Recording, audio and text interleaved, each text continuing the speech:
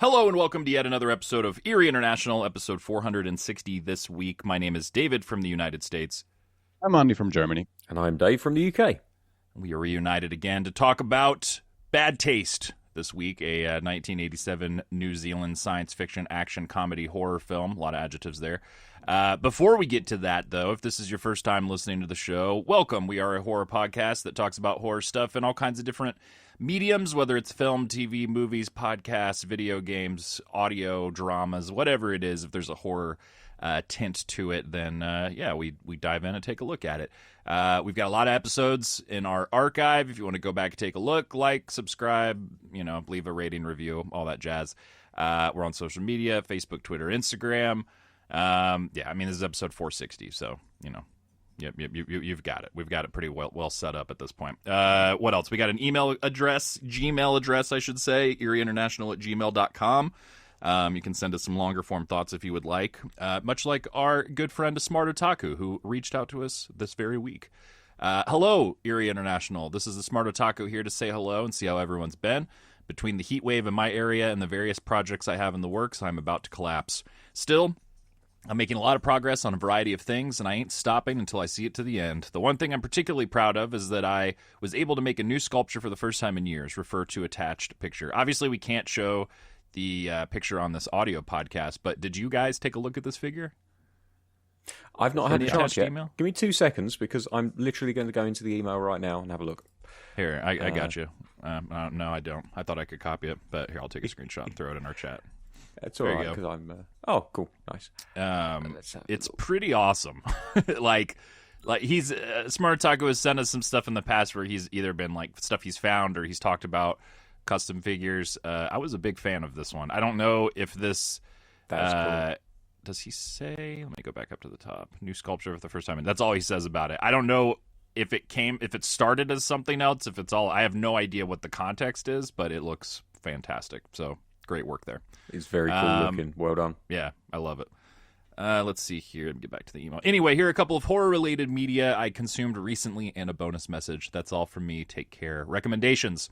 First one up, The Island of Giant Insects. This falls under the genre or mediums of anime, movie, OVA, horror. Is it ecchi? Is that how you pronounce that, Dave? Yeah. Okay. What is that again? What is ecchi? Yeah. Your tone there made me laugh for some reason. Okay, here, I pulled it up. I knew it was something. I knew it was something sexual, but I couldn't remember exactly. So I just Googled it. A slang term in the Japanese language for playfully sexual actions, suggestive sexual content, sexy, perverted, naughty, etc. I would put it in the wheelhouse of Carry On movie almost. That means nothing to our David Hopkins. I have no idea what you're talking about. What did you say? I don't even know what you said. Sexy comedy, okay. Not like hardcore shit, but just kind of she's sexy and she's also a dumbass, and he's a good-looking dumbass. Let's give some context to young David Hopkins, because we did an episode on a Carry On movie when he was not on the show. The Carry On movie series was a long-running, it was 30 movies, something like that, Dave. Yeah. A series of raunchy comedies, and most of them spoofing a different movie genre. And they did a horror monster movie that we reviewed on Eerie International some time ago. Oh shit! Okay, yeah, I completely missed this, or forgot, or both. I don't know how that would be possible, but okay, I'll look this up. Let me get back. The Island of Giant Insects, anime movie based on a manga of the same name. The movie follows Matsumi, a young girl with a passion for bugs, as she and her class get stranded on an island after surviving a plane crash. While exploring the island for help, they are attacked by giant insects that have developed a taste for human flesh. To make matters worse, not everyone is willing to put aside their petty high school drama and work together to survive. Matsumi may know a lot about insects and stand a chance, but to survive, she'll need to decide who to trust and who to leave behind. Personal opinions. I learned about this movie through a few clips on YouTube, and It was all right. It's not a bad movie per se, but it leaves a lot to be desired. While the gore and body horror do their part, moments of needless nudity and unlikable characters making stupid decisions end up hurting the movie. The fact that this is also a, quote, read the manga for the ending, end quote, type of anime doesn't help either. It's fine for what it is, but I can't recommend it. Next up, H.P. Lovecraft's The Color from Outer Space, manga adaptation by Go Tanabe. The Color from Outer Space, where to go, is a short story that follows an unnamed land surveyor who has been tasked with scouting out a location for a new reservoir. His research leads him to a desolate valley of Massachusetts and an old man who knows the land's history. The old man speaks of something falling from the sky and the, quote, strange days that followed, days that are best left forgotten. I was out at Barnes & Noble recently and happened to find this, another H.P. Lovecraft's work, in the manga section next to Dick Fight Island. It took me 2 different sittings to sit through it, and I highly enjoyed it. Needless to say, the story was very compelling, and the black and white imagery greatly enhanced the mystery of the unknown horror. Greatly recommend it for a good read, and we'll be looking at the other works as soon as possible. And then a bonus message. So recently I started meal prepping for myself, and after a while came to the realization and a question that I was hoping you guys could help answer. Usually I set up a playlist to have in the background while I'm cooking, and more often than not, the music I end up choosing are songs from throughout horror media. Among other songs I have Jeepers Creepers from Jeepers Creepers, Life Could Be a Dream from Destroy All Humans, Run Rabbit Run from Get Out, Time Is on My Side from Fallen, Blue Moon from American Werewolf in London, and The Nowhere King from Centaur World. So with that said, do you guys know any other songs I can add to my playlist? Thanks, and take care. As always, it's Smart Talker. Thank you for writing, and we love hearing from you and your recommendations. Please continue to let us know what you're into, what you're enjoying, and what you're working on, because that was awesome to see the sculpture as well. Yeah, from you guys, any songs to add to the list? Andi, let's start with you. You got any ones to throw out there? Sure. I wrote down a couple of ones. As I understood the question, it seemed like he was looking specifically for songs taken from horror media, movies or games or something. Because, of course, there's like the albums by Ice Nine Kills and FKU, those metal albums that are not from a movie, but that sing about movies, which I really like. So that is something that he could look into. But I think from the premise that he gave us, I wrote down 4 songs. The People Are Strange version from the Lost Boys soundtrack. The song is originally by The Doors, and I think it's Echo and the Bunnymen that did the cover for Lost Boys. I really love that song. I love the soundtrack, but the song specifically. Don't Fear the Reaper by Blue Oyster Cult from so many movies. And then versions of it. There's this slow version from Scream, which I don't know who did that cover version. And then maybe the 2 most obvious ones, Dream Warriors by Dokken from Nightmare on Elm Street. And then Alice Cooper's He's Back, the Man Behind the Mask from one of the Friday the 13th movies. I don't know exactly which one. Yeah. But those are the one that spontaneously came to mind when I read the email. Yeah, Don't Fear the Reaper, infamously in Halloween, but then also a great cover of, well, my high school memory tells me that it's a great cover in the closing credits, I think, of The Frighteners, which we'll be talking about here in a couple weeks. Cool. Dave, what about you? Any to throw in there? I also had Don't Fear the Reaper, but the original Blue Oyster Cult version that featured in the opening credits of The Stand. Oh, yeah, that's right. Yeah. I forgot about that. The moment is so good. Touchstone moment for me, that opening and that show in general. Also, I've got quite a long list here. I'm sorry. Like 7 or 8, because I was just inspired that day. I do too. Okay. So don't worry. So I'll start from the top. Not all of these are great movies, but they're good songs for me, at least. So the first one, Behind Blue Eyes by Limp Bizkit, which featured on the Gothica soundtrack. Gothica? Yep. That is a great pull. Yep. Man, that's so good. I literally, I saw Gothica, I heard the song, I was like, I really need to buy that album. And I did immediately. Who's that originally? Is it The Who? Maybe, yeah. What did you say, Andi? It is The Who. It is. Okay. Yeah. I couldn't remember. Mad World by Tears for Fears from Donnie Darko. Absolutely. Then one of the ones that I re-experienced recently, I can't remember if this is the name of the song or not, but it's one of the lyrics. It's Pleased to Meet You by Guns N' Roses from Interview with a Vampire. It's in the end credits. Yeah. It's the song that kind of like diegetically kind of like enters into. I think it's isn't it Sympathy for the Devil? Yeah, by the I'm Rolling pretty sure Is it's it a called cover. Yeah. Sympathy for the Devil? Okay, yeah, Yeah. no, Yeah, it's a Rolling that's Stones cool. song. I should have actually gone and checked it what the name was, but I was like on a roll. So, now the next two aren't technically in movies, but they take samples from movies. I've got M1A1 by Gorillaz, which at the very beginning samples the beginning of Day of the Dead with the that's guy right. running through the streets saying, "Hello, Yeah. is anybody there?" And then Simon Says by, and I'm going to butcher the pronunciation here, but I think it's Pharaoh Monk, who takes a sample of the original Godzilla theme. Simon Says nice. was also, if I remember correctly, the original entrance theme for Samoa Joe. Nice. Which is why all of the songs that he's used post that have had some kind of knockoff kind of Godzilla feel to them. So then on the theme of Godzilla, so there was a song that featured on Godzilla 98 which featured Jimmy Page and was by a guy who we won't talk about directly because he's a fucking rapist. The other guy has been in some hot water. But the song recently. is I know what kind song of you're talking yeah, about. the song is kind of great. It's "Come With Me" from the Godzilla 98 soundtrack. Yeah. And also that was the song that introduced me and got me into buying Led Zeppelin. So, good stuff. Just unfortunately from a shitty person. And then the last one I've got on the list, and this is like the super obvious one for me, Tubular Bells by Mike Oldfield, which featured in The Exorcist, and is probably one of the most, along with the image of the priest outside of the house with the light shining down from the window. I would say that Tubular Bells is like up there as one of the most iconic things about that movie. So yeah, and Split Pea Soup. But there you go. That's my list. I hope I haven't trodden on too many toes there, David. What have you got? No. We the three of us have a little bit of overlap, but not a ton. Oh, that's cool. And I did I did a similar sort of approach that like what you mentioned, Andi, and what you did as well too, Dave. Is I tried to think of it in an example. Like this was one of those questions that right away I was like, oh shit, it's like I've been studying for a test I didn't know I was going to take my whole fucking life. Like I was like, I have all these, I gotta get my thoughts organized. Like that's kind of where I was at.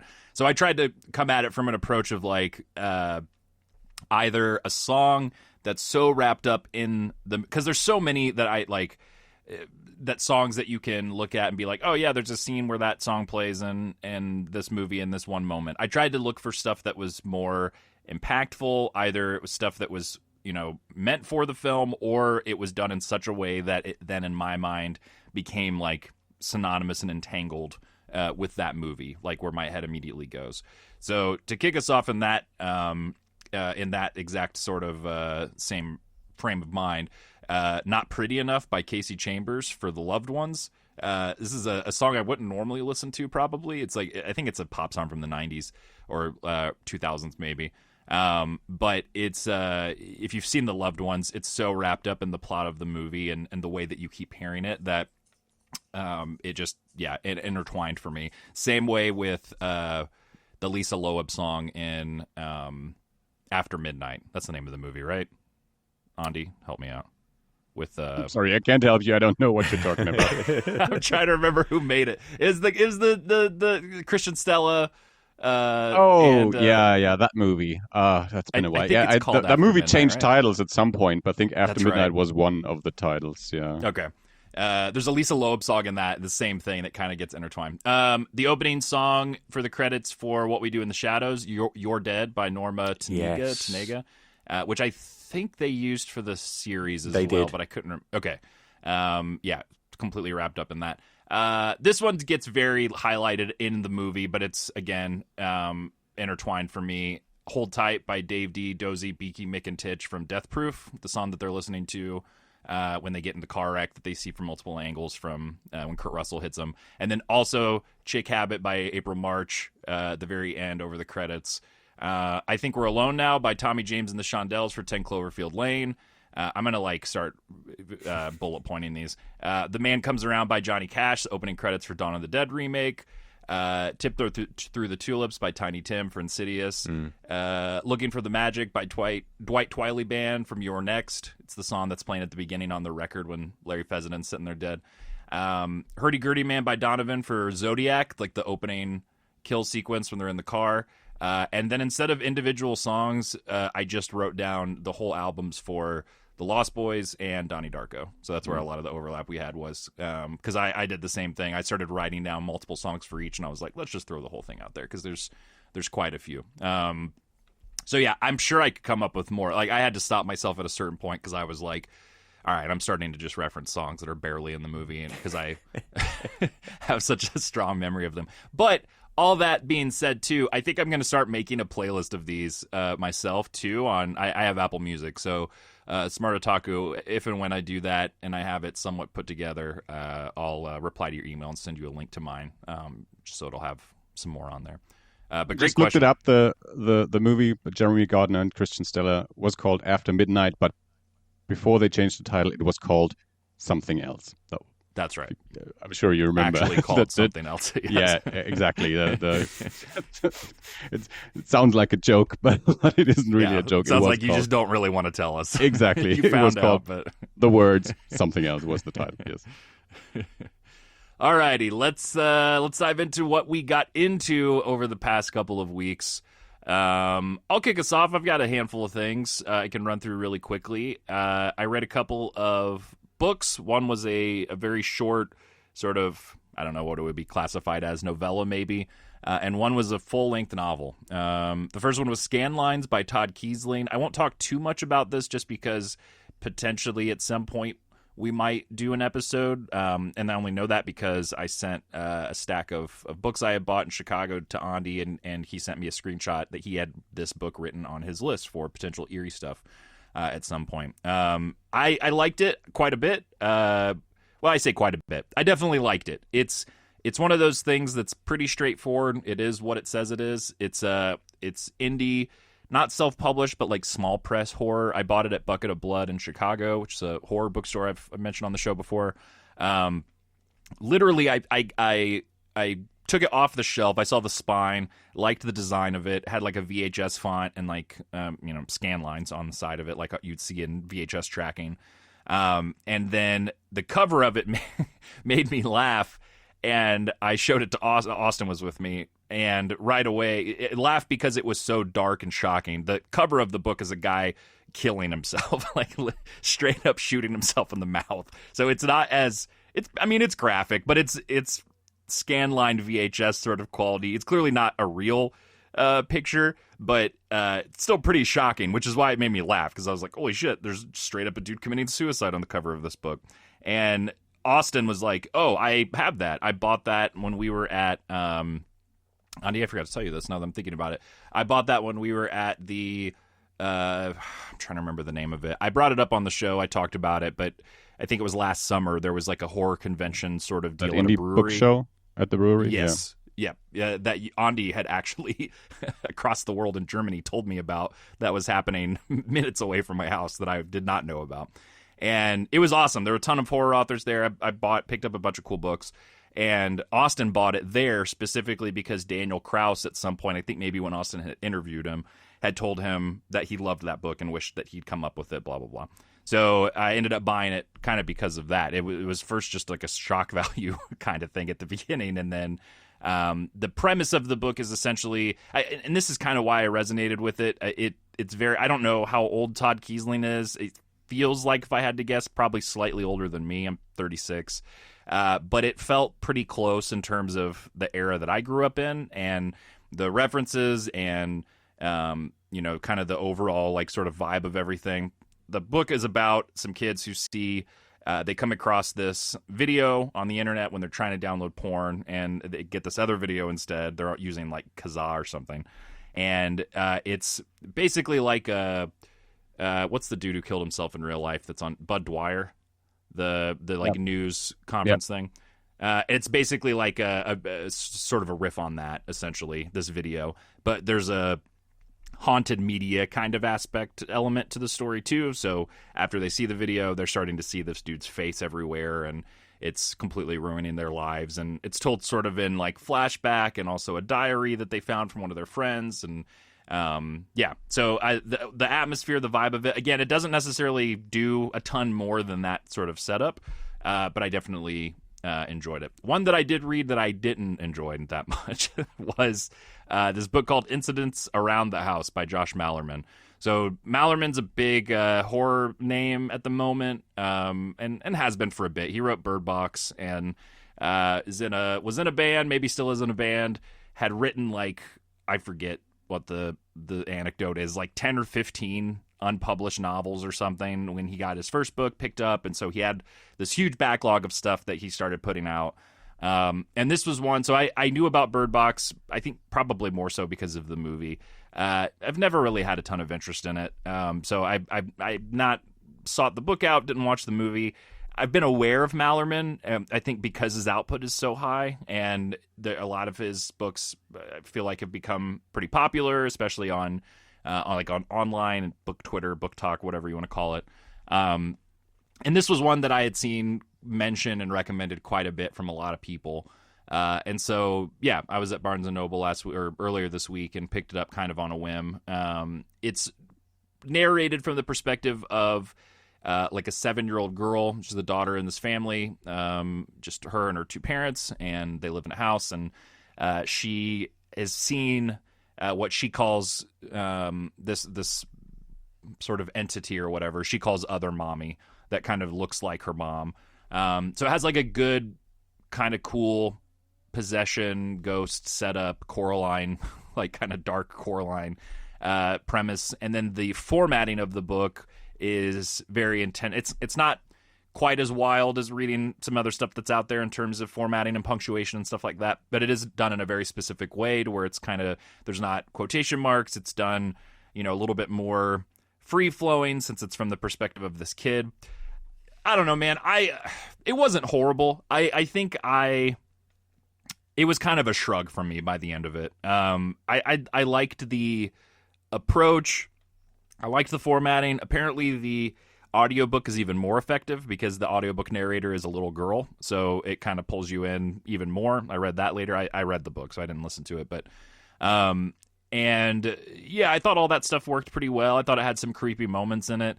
I think midway through the book, I started to kind of wonder where we were headed, and then by the end of the book, I was like, oh, it's because nowhere. It's because we were headed nowhere. So I don't know. I've seen a lot.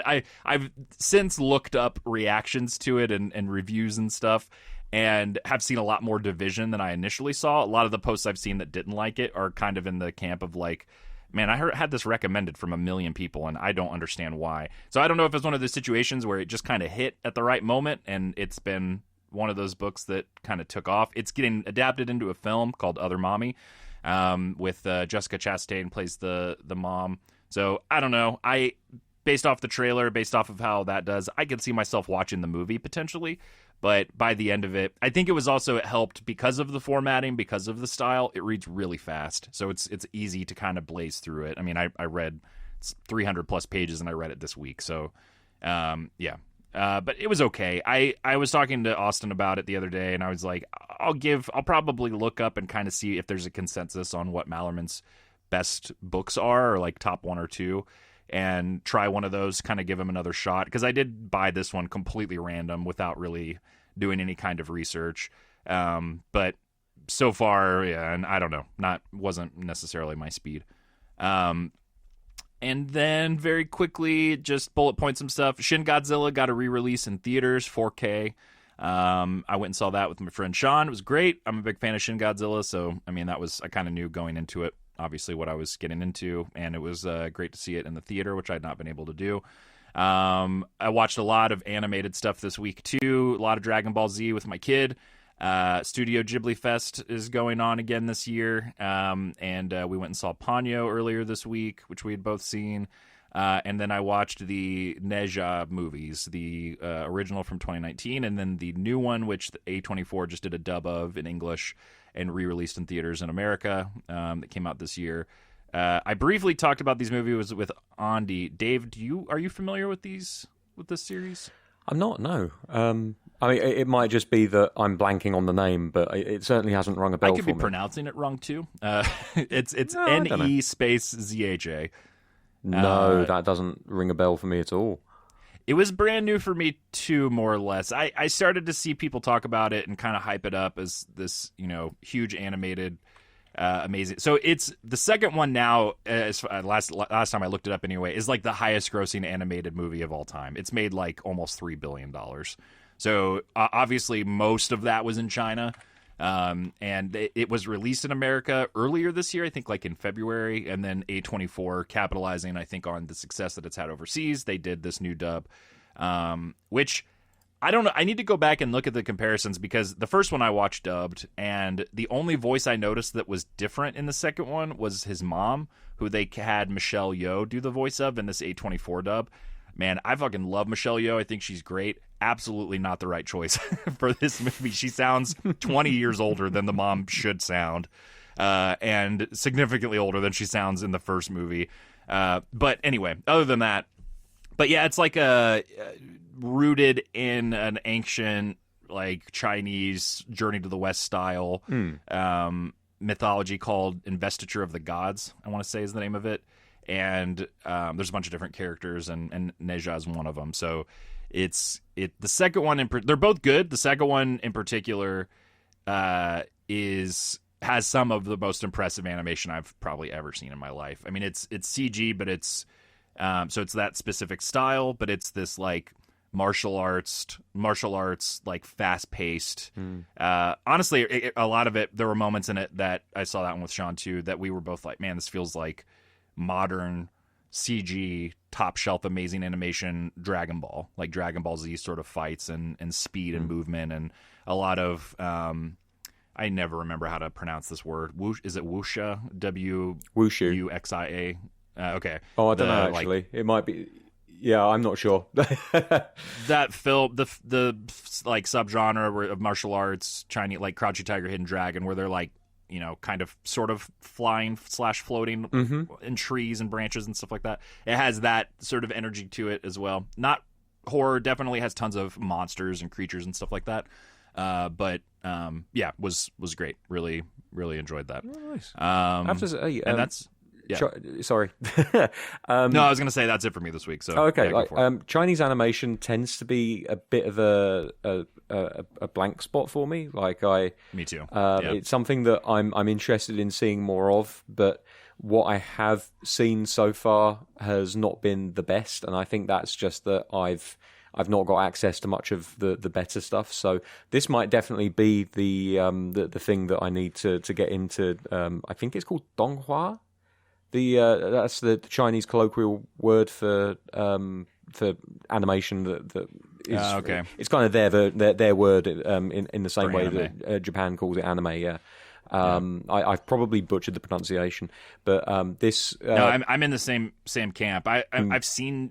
I think it wasn't until semi recently with Black Myth Wukong that I realized, oh shit, I think I really like Chinese mythology, and I didn't realize how cool it is. And I mentioned Dragon Ball. Obviously, it's loosely adapted from or loosely based on Journey to the West, so there was some stuff I kind of already knew. But yeah, the style and vibe and the way that they do like Chinese dragons and the way that they include that stuff in the Neja movies is so cool. And it's clearly like that was another thing that was awesome about it. It was almost like if you were able to isolate someone I would say captivity. That sounds awful. Isolate someone to where they've never seen or heard of Marvel comics, and then showed them, the Avengers or something, like to where it's just that's kind of how this felt to me, where it was like there are all these new characters showing up, and they're clearly characters that are based on established, whether some of them were ancient ones, or most of them were, honestly. But then they have like very specific weapons and abilities and stuff to where you're just like, holy shit, this guy's got like rings that he can roller skate on, like crazy shit like that. That is completely brand new to Sean and I, as being Americans and having zero really exposure to Chinese mythology. So anyway, yeah, I bet you guys will both like these movies, but when I told Andi about him the other day, he had no idea, and I was like, I didn't know until recently either. Like I think it took it being such a massive hit overseas to then it start. But even when Sean and I saw it, I mean, we were the only two in the theater.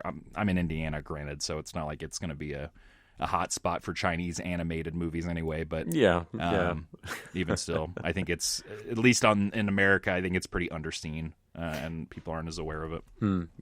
There seems to be a lot of animation that's coming out of Southeast Asia that isn't Japan at the moment, and I am very much aware that Korea is responsible for an awful lot of American animation where it's like outsourced over there. But for example, like the whole K-pop Demon Hunters thing that has completely blown up in the last few weeks. Dude, what's crazy about that is that we watched that trailer in Andi's living room when I was in Germany, and I think. Actually, you know what? This is going to be a good way to segue it, because I think Andi might have watched the movie this week. So, Andi, what did you get into over the past couple of weeks? Letterboxd stalker. Yeah, well, then let's start with that. Yes, actually, last night we watched K-pop Demon Hunters. That is true. And I had heard a lot of good things about it. As Dave just mentioned, it kind of blew up. And I think this last week I read an article about that the main song from the movie Golden is like the summer hit of 2025 in Germany, at least. I don't know. Anyway, Sony Animation just keeps impressing with how they make movies. It was very fun. It was a very good time, very entertaining, good songs. At some point, I thought it was maybe one or two songs too many and too short of a time span in the movie. Movie is not that long, and it is about two kind of rivaling K-pop bands. So you have performances by them on stage, like concerts, and then you have also songs that they sing within the story. So at some point I felt, okay, maybe not a song every 5 minutes would be nice. But towards the end, I wasn't bothered by that really anymore, and I would recommend it. As I said, it's very fun. It seems like they're working on more movies, spin-offs, whatever, although nothing officially has been announced yet. But when the movie is over, Bianca and I said, this seems like they could make more of these, and I would be down for that. I would watch more. So especially, as I said, just the animation. I mean, the Spider-Man movies, Mitchells and the Machines, and now this one. They really have their own distinctive style over there at Sony Animation Studios, and they infuse K-pop Demon Hunters with like elements that you know from manga and from anime, when the characters turn into chibi versions of themselves, and then other effects to emphasize emotions or reactions, and it's really fun. So yeah, I'm not an active listener to K-pop. I'm not very knowledgeable. I know some bands and a couple of songs, but still, I was very entertained by the movie. Nice. And I'm excited I take to it watch it. None of you have seen it yet? Is that correct? I was talking to my friend Ryan last night as we were driving back home from the cricket. I've never sounded so British. And he said about how he'd seen it and it was really good. And I pointed out but the fact that Sony they've got a really good track record with making really good films. But whoever it is that's in charge of keeping their shit in-house and selling stuff off and judging whether something is going to be a success or not, there is a very uncomfortable executive in Sony right now because they sold it lock, stock and barrel to Netflix, and it's become a huge hit. I think it's now the most popular movie on Netflix, and Sony is seeing nothing of it because they sold the whole thing to Netflix. So there is someone in Sony Towers at the moment who is getting an absolute riding from his superiors over this. The entire thing is, I mean, I want to read at some point. There's going to have to be, and maybe there already is, a book about this entire phenomenon, not K-pop Demon Hunter specifically, but the streaming stuff and how, because it surpassed Netflix's most watched movie, which was Red Notice, like a movie that I know what that movie is, but maybe only because it was popular on Netflix. Like, it wasn't because there seems to be no rhyme or like, I don't know. It's so strange. Like, but it's cool, especially in situations like this. Like, this K-pop Demon Hunters is getting theatrical releases in the US now that are like sing-along versions and stuff, like they did for Wicked, and it's been able to become more popular recently. I would rather fucking die than go to a sing-along showing in a movie theater, but I'm glad that other people are excited about it. But we watched that trailer when it came out, months ago, and I think we all, like, from what I remember, were like, oh yeah, that looks cool, looks cute. It wasn't a huge, but then now it is the biggest hit on Netflix ever. Like, they didn't promote it any differently than they do their other stuff, which is to say essentially almost not at all. Like, it's just crazy how the K-pop thing has definitely helped it. That's got to be a big part of it. Because K-pop is probably, if it's not at its pinnacle, it's very close to it right now. Because like Blackpink and all of these bands, I don't know any other Korean bands off the top of my head except for Blackpink. They've Cat's been, Eyes one. Yeah, they've been huge for like years at this point. And they broke the Western market a couple of years, if not longer ago, and they just continue to do so well, to the point that on that same car ride after we'd talked about K-pop Demon Hunters, I mentioned about the DJ Cummerbund remix of APT, which Bruno Mars did along with one of the members of Blackpink. And he was familiar with the original song, but he wasn't familiar with the remix, the one that has like Dragula and Love Shack and all that mixed into it. And so I kind of like found that and played it for him, and he was like, "This is insane. This is so good." But like, I honestly, until I heard everyone saying such positive things about it, I was aware of it. It came up on the top of Netflix when I opened it up a few times, because that's how Netflix get people to watch things like Red Notice. And I was kind of like, maybe I'll watch it down the line. But you know what I'm like. There are films on there that I legitimately want to watch, and I'll just be like, not right now. You watched War of the Worlds. I know. Are you telling me that's a movie that you legitimately wanted to watch? I legitimately wanted to see why everyone was so down on it. And I thought that could be an argument for K-pop Demon Hunters. Why is everyone so in love with that movie? And genuinely, I did that for the show so that I could talk about it on the show. That's not an excuse. I was like, this will be something good to talk about on the show, because I very much doubt that Andi or David will want to waste their time watching something that has been so panned. And I was right. So, I am going to watch K-pop Demon Hunters. It's just a shame that it's taken until everyone else on the planet has seen it and loved it for me to watch it. But I'm glad that you enjoyed it, Andy. It's definitely made me even more interested in seeing that movie. I'm just...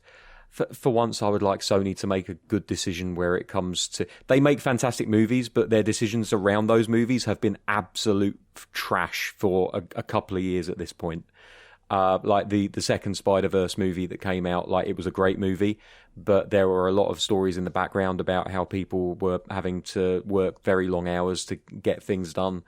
And that was not something that happened on the first movie. It was because there was pressure from the executives to get that movie done in time so it could come out in a specific window, because we need content for Windows. If Sony could somehow take the magic that they seem to have within their studios for making these films and apply it to the people making decisions at the executive level, it's never going to happen. But I would love to see like a Sony Studios that are absolutely going at 100% on all levels, making exactly the right decisions, because they would very quickly knock Pixar and Disney Animation Studios off of their horses. And it would be then Sony and DreamWorks. There we go. I got there eventually. They would kind of be the big two leading the charge, because DreamWorks have put out some good stuff for years, and they're right up there with Pixar and Disney. It feels like Sony, even with the great stuff that they've put out in the last few years, they're still not quite thought of on that same level. And I think that's wrong, but I can understand why that is, because it seems like they never quite get their marketing in place correctly. And they always make dumb decisions like, we don't think there's a market for this movie, let's sell it to a streamer. Well, and now they'll make some. They'll greenlight some other movies that they think are going to hit, like K-pop, and then they might not, and then they'll learn the wrong lesson. No, they'll absolutely miss the point, because the cycle begins anew. Yeah, the reason that Spider-Man did so well was because it was a film that had a lot of heart, that understood the characters that it was portraying, and it was really innovative in the animation style that it portrayed. And then, like, as an example of what you're saying, I actually quite liked the latest Puss in Boots movie that came out. But it was very clear that they were aping the style of the Spider-Man movies, with how they were changing the frame rate of animation in certain areas. Yeah. But they didn't understand what made it work so well in the Spider-Man movie. But it was a fun movie. It's just that it was kind of clear that someone from up high had said, you need to do this because this worked really well here. And I think it's more to the credit of the filmmakers that they managed to make a really entertaining Puss in Boots movie, despite the fact that there was some interference on the upper levels. Sorry, I have taken this in the direction of musings about animation, because I don't have an animation podcast at the moment. So, Andy, please continue before I completely derail us. 2 more movies. None of them are animated. Hooray! We watched Cuckoo, starring our boy Dan Stevens and Hunter Schafer, from, I guess, a couple of years ago, by Tillman Singer, who's a German director, and movie takes place in the Bavarian mountainside, and I really enjoyed this movie. Yes. I think. Fuck yes. I think this movie the more people watch it, the more people seem to not like it, and I thought it was awesome. I'm glad you liked it. Sorry, go ahead. So, this is. It kind of falls into a certain category of horror movie. I don't remember. Is it an A24 movie, David? Do you remember? I don't remember. It kind of falls into that category of this, quote unquote, elevated horror series. When watching it, I realized one problem that I have in recent years with these types of movies. They're always trauma horror movies. Every one of these artsy horror movies is about trauma, and I don't need that in every movie.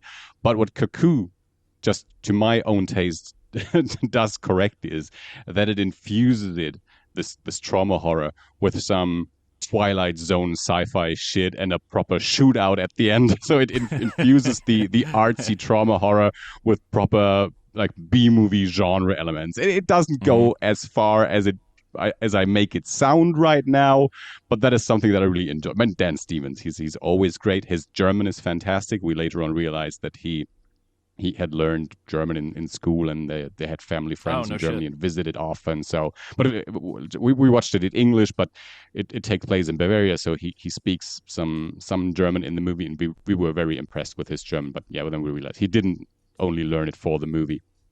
He had knowledge of the language before, but so he's great.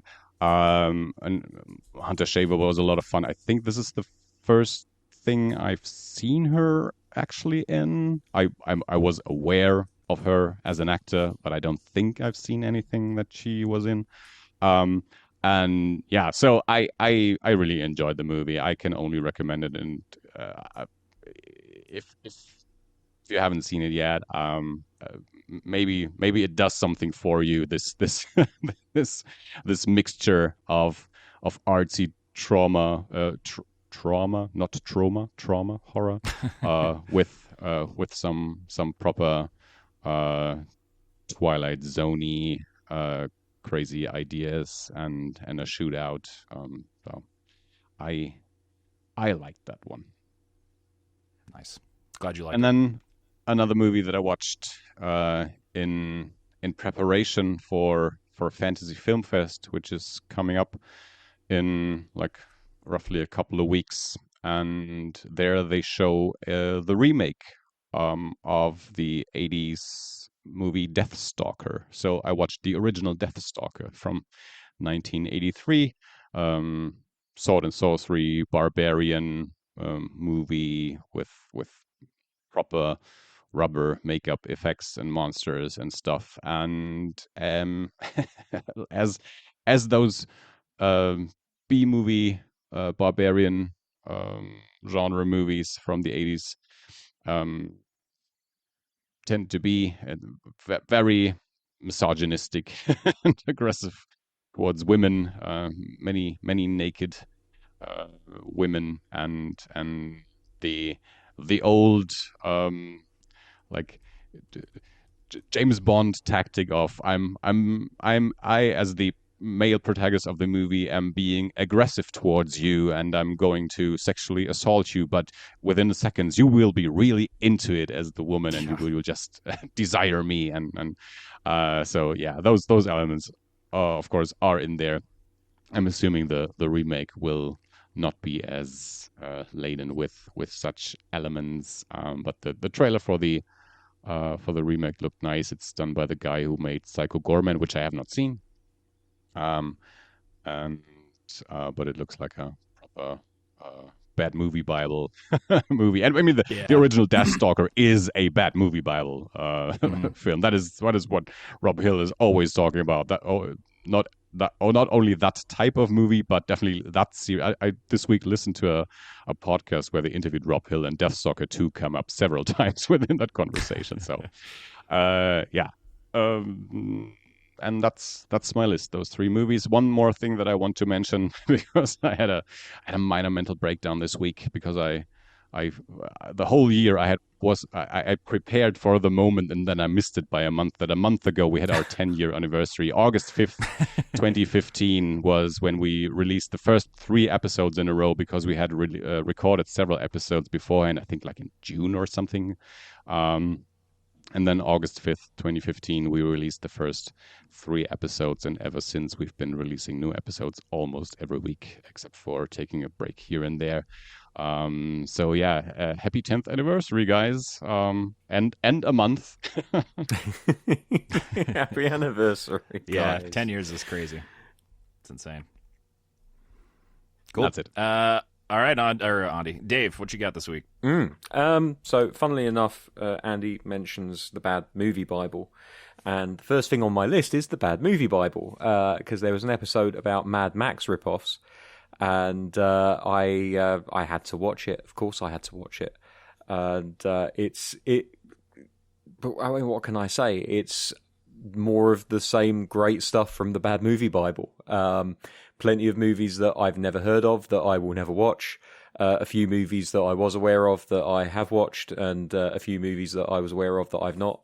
A good sense of humour that Rob has, as always, and it's very well written, very well edited and put together. And also it takes... These videos can be, and I'm not talking specifically about Bad Movie Bible, but videos like them, they can be a little bit quick to be like, well, Mad Max is the most successful version of this thing, and it takes place right around the beginning of when these things started coming out, so it must be the genesis point. And what I liked about this particular video was that Rob is he's at pains to say, Mad Max wasn't really the genesis of this genre, but it was definitely the one that made it into the public psyche in a way that others previously hadn't. So yeah, I definitely thought it was worth mentioning that, especially because, as it turns out, it dovetails really nicely into what we're talking about this week. And I watched it before we decided what we were talking about. So that was a lovely coincidence that just so happened to take place in my life in the last couple of weeks. I also managed to watch something fairly current on Disney Plus at the moment. I don't know if it's the same in the US, because it's a bit weird with how certain programs are on in the US versus how they are in the rest of the world. But Alien Earth is currently being shown on Disney Plus in the UK. I almost brought this up because I watched almost all of the first episode, but not all of it. So I was like, oh, should wait. So I watched a little bit. Okay. Well, there won't be any spoilers coming from me on this, but I will say I've watched the first 3 episodes, and I've really been enjoying it so far. The tone of it, the the actors involved so far. The fact that Ade Edmondson, who I know best as being one half of Bottom with Rick Mayall, that will not make any sense to a lot of people that don't understand that Bottom was a TV show from the 1980s in the UK. They were also one half between the two of them of another show called The Young Ones, which was a really avant-garde comedy sitcom series at the time in the UK. That it really kind of put a lot of people on edge and got a lot of people's backs up. But yeah, so to see him in a serious role in this show is lovely to see. And then you've got Timothy Olyphant, who is also in this show, playing a character who I won't talk about in any detail because, again, spoilers. But I think that he's excellent in this role, even though he doesn't really do much because he doesn't have to. But yeah, very much enjoyed it so far. I'm interested to see where they go because the pacing feels kind of weird in as much as how do I say this without spoiling shit? Everybody knows that there's an alien in this show. But when it's introduced and how long it sticks around is up for debate. And the pacing of those decisions, obviously there's more to come. There's several episodes left to come. But it's interesting to me because I think the big tagline and the big conceit from what I remember hearing in the lead up to it releasing was they brought all these different alien species to Earth and there's going to be a big old fucking ruck and humanity's going to be in the middle of it. And it's interesting to me because there's another couple of alien species that have been introduced in the show that we've never seen before in the Alien universe or in the Predator universe, being the same universe after all. And the imagination involved in the creation of these aliens and how they procreate and how they get around and how they look. I'm really digging it. It's a very imaginative show. It doesn't tread on any toes as far as I'm concerned.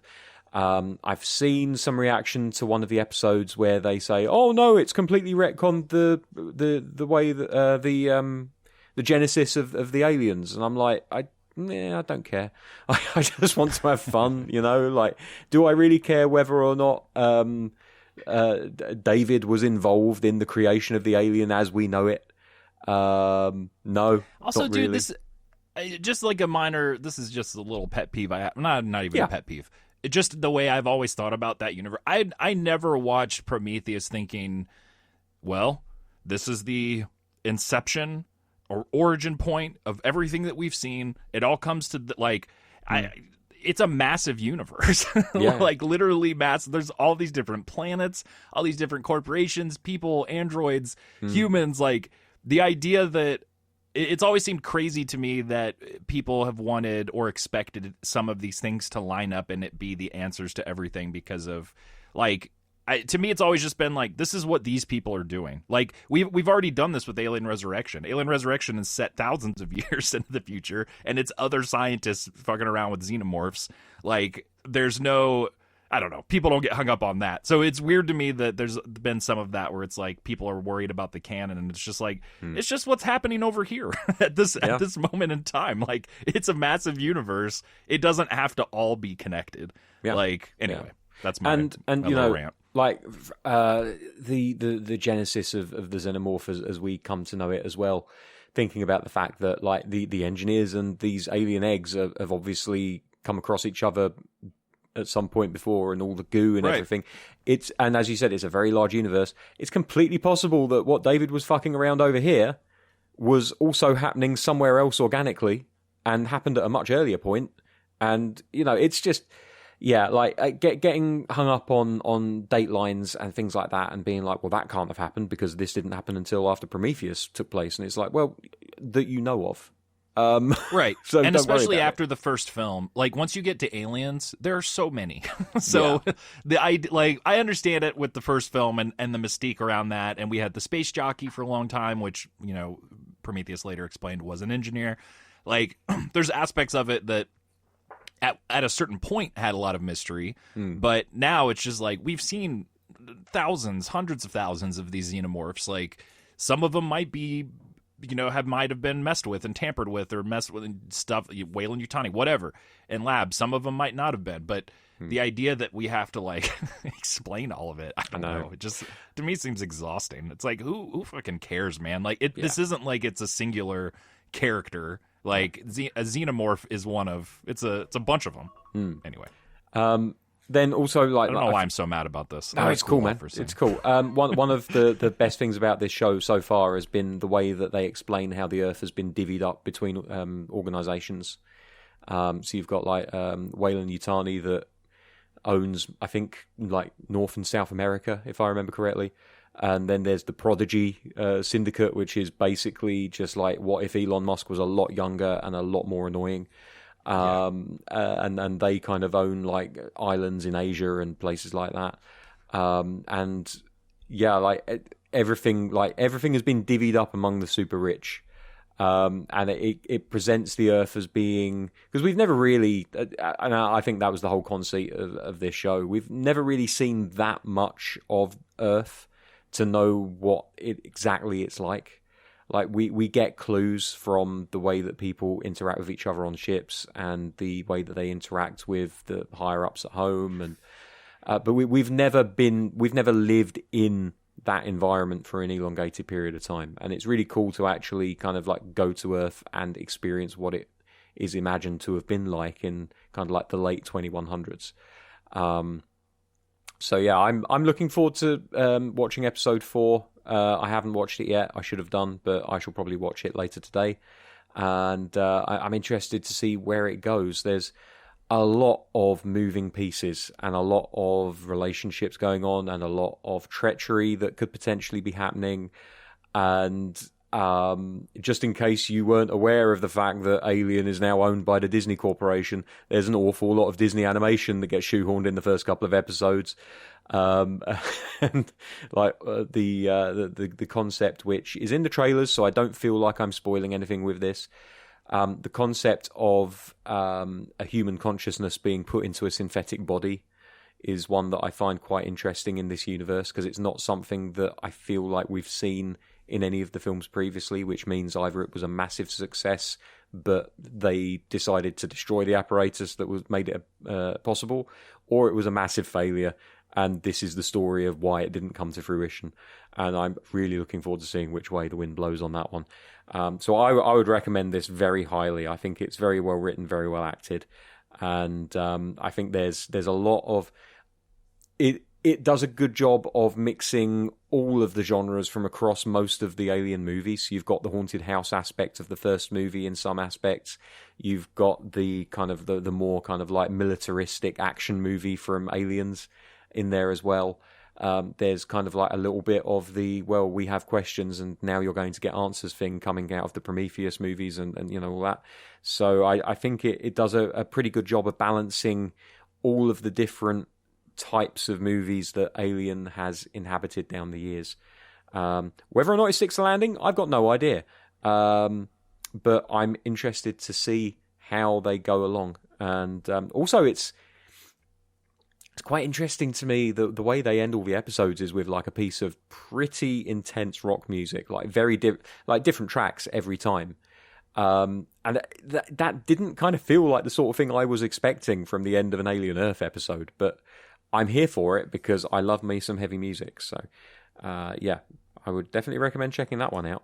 I'm still on my Critical Role bullshit. I'm on to campaign 3 now. So I have finally got to the point where I have met Chetney, a 100-plus-year-old gnome who also happens to be a lycanthrope. And honestly, one of my favourite fucking characters. Travis Willingham has wanted to be a werewolf for, at that point, about 7 years. He's been talking about how he loves werewolves and all that stuff.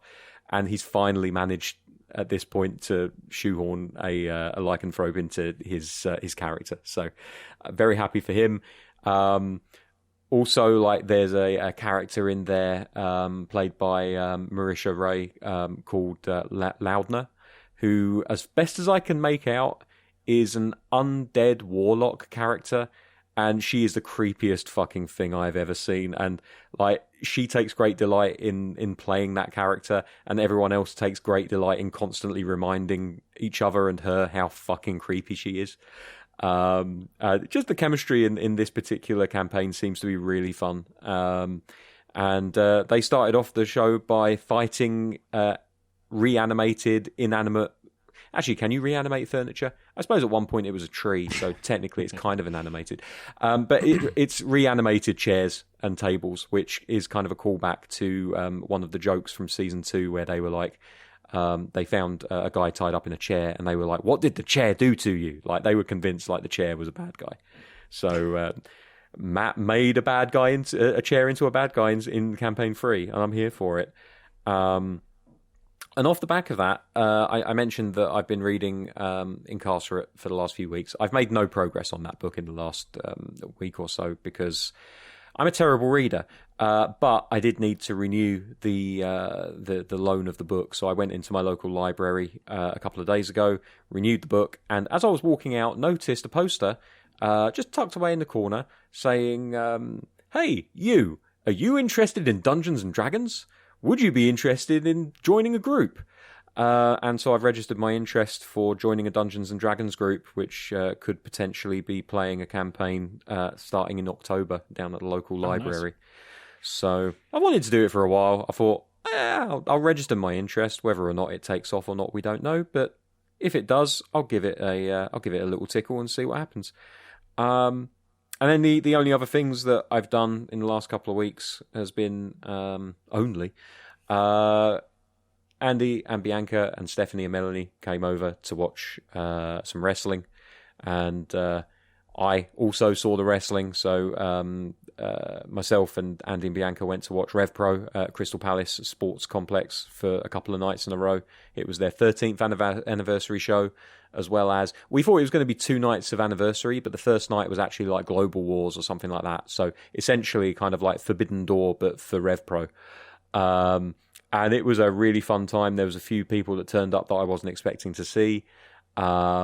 Some great wrestling on those first 2 nights. A brilliant main event on the second night.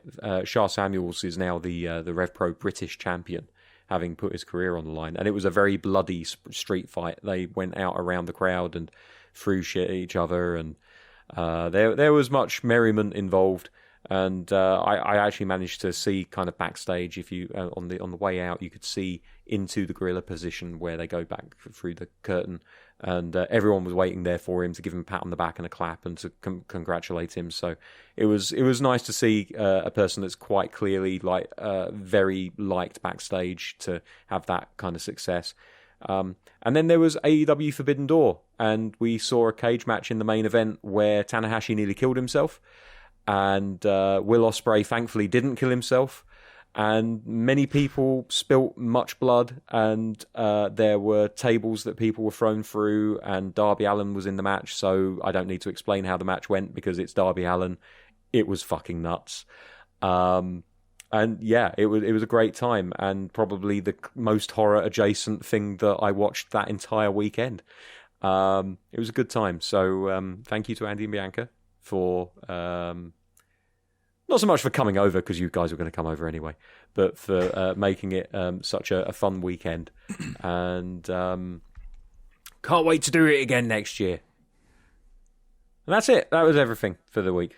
Or 2 weeks, sorry. All right. Sounds good. Okay, cool. Let's pivot into our main topic of the week then. I mentioned it at the top of the show. Bad Taste, 1987 New Zealand science fiction action comedy horror film. Directed, produced, co-written, filmed, co-starring Peter Jackson, along with Terry Potter, Pete O'Hearn, Mike Minette, Craig Smith, Tony Hiles, Ken Hammond. A lot of people involved with this. Obviously, we are kicking off and starting our 3-part series, if you want to call it that, of the early horror films of Peter Jackson. I guess just in case anyone has no idea who Peter Jackson is, you probably will know him because he made the Lord of the Rings movies. That's went on to do those, as well as the Hobbit films, the King Kong remake. What else am I forgetting here? That's definitely the big stuff. Worked on the Tintin movie. I won't mention Mortal Engines, not that I have anything against it, but he produced that one. I'm just looking through the filmography here. But early on, before the massive hit of the Lord of the Rings films, he did horror movies and kicked it off with Bad Taste. He did a movie that I've never seen, as far as I know, isn't really a horror movie, but kind of genre, Meet the Feebles, which is a movie full of puppets. And then Brain Dead, known as Dead Alive in America. And then The Frighteners in 96, which will be the third movie of the three that we're doing. And that was kind of the early splatter horror sort of stuff, especially with Bad Taste and Brain Dead, before he really kind of hit it huge in a massive way. Obviously, I'm skipping over a lot of other films he's made, documentaries, things he's produced, etc. But yeah, that's why we're going back to it. So Bad Taste was his debut. It follows... Man, how do we... Here, I'll just read it from Wikipedia. The plotline sees aliens invade the fictional New Zealand village of Kaihoro to harvest humans for their intergalactic fast food franchise, where they face off against a 4-man paramilitary force. It was shot in Northern Wellington over the course of 4 years, eventually received nearly $250,000 from the New Zealand Film Commission. They were able to finish it out then, became a cult film. This was one I'd always been aware of. I think probably far back as I started following things like this, cult films. I've mentioned in the past, I bought a book when I was in 7th grade that was like a little digest-sized thing called Cult Film, and that's where I heard about a lot of movies we would talk about in the same conversation as Bad Taste. I'm sure Bad Taste was in the book as well. I had never seen this one. I believe Andi has. So let's go around the circle here and talk about what we thought overall, and then we'll dive in. Andi, kick us off, though. What did you think of Bad Taste? Or in your case, I think a revisit to Bad Taste. It indeed was a revisit. I had seen this movie once before, well over 30 years ago. I cannot exactly tell you how old it was. Maybe something like 14, 15 or so. Maybe even younger. I don't know. My brother, who's roughly 4 years older than me and who got me into watching horror movies, he sometimes brought home tapes from friends of movies that at the time you weren't officially able to necessarily get in Germany, especially uncut. And oftentimes these tapes were copies of American tapes. So the movies were in English. My English wasn't as sufficient back then. Probably the audio might also not have been that great. I don't know. But anyway, so that was an occasion when I saw Bad Taste for the first time in English, and a long time ago. But there's a few scenes and moments in the movie that never left my brain, that I was always able to remember. And I am happy to say that on this rewatch, I still had a great time with the movie. I think it's brilliant, especially when you know, of course, all the behind the scenes, how this movie was made. This is like the passion project of a young wannabe filmmaker somewhere in New Zealand where there isn't really a movie industry, and him and some friends on their free time, on their weekends, over the course of probably years, made this movie. Peter Jackson taught himself all the special effects in the movie and made those all himself. And those types of stories are always just interesting and inspiring. And sometimes the end result is okay and you appreciate it because of the backstory and all the effort that went into it. But I feel like with Bad Taste, here we have an example where someone really shows their talent and then later on would become like the 5th highest grossing director of all time with the Lord of the Rings movies and all the other movies. And I think that's why we love people like Guillermo del Toro and Peter Jackson, because they're just nerds like us, but maybe with a little bit more drive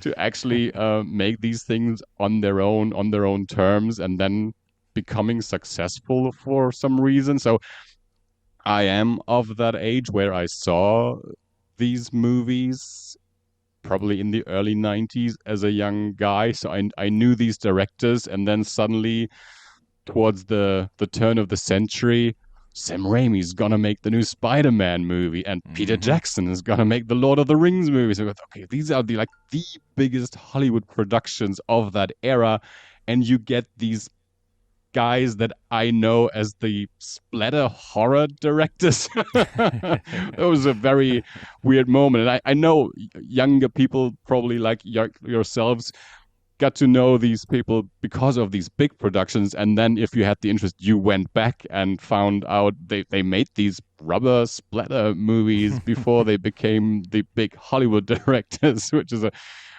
probably also a very interesting realization depending on how old you are and when you get to know these movies and these directors. So but for me it was that way, knowing them as the indie splatter directors, the movies that you couldn't really get in Germany unless you had someone who could supply you with a copy of a tape from somewhere else.